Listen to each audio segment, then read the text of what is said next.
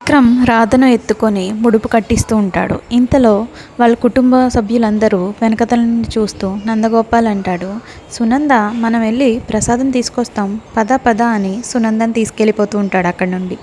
ఇంతలో బామ్మ కూడా అబ్బా నాకు కాళ్ళు నొప్పులుగా ఉన్నాయి, నేను అక్కడికి వెళ్ళి కూర్చుంటాను అని వెళ్ళిపోతుంటే దమయంతి చూస్తూ ఉంటుంది.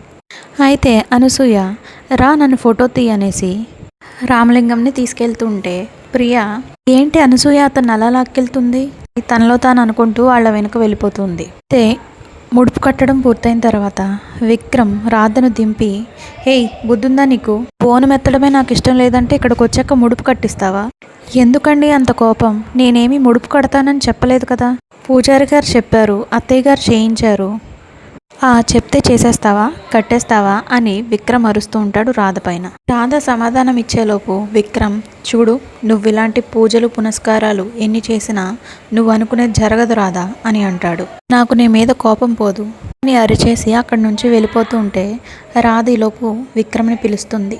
అయితే ఇదంతా విన్న రామచంద్ర కోపంగా విక్రమ్ వెనుకతలే వెళ్తాడు.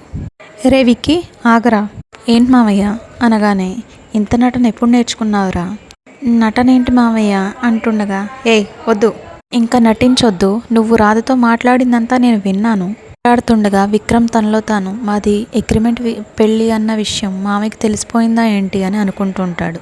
మా అందరి ముందు అలా రాధ మీద ప్రేమ ఉన్నట్టు నటిస్తూ ఉంటే నటనను ఎవరు తెలుసుకోలేరనుకుంటున్నావా తుండగా ఈలోపు విక్రమ్ అక్కడి నుంచి వెళ్ళిపోతాడు. రాధ ఇటు వెళ్ళిపోయారు, ఈయన నా మీద కోపంతో ఇంటికి వెళ్ళిపోయారా నీ గుడి మొత్తం వెతుకుతుండగా రౌడీ పడిపోతాడు. పడిపోయిన మనిషి దగ్గర కత్తి చూస్తుంది రాధ. అయితే రాధ భయపడి వెనక్కి వెళ్తుండగా వెనకతల నుంచి ఇంకొక రౌడీ వస్తాడు.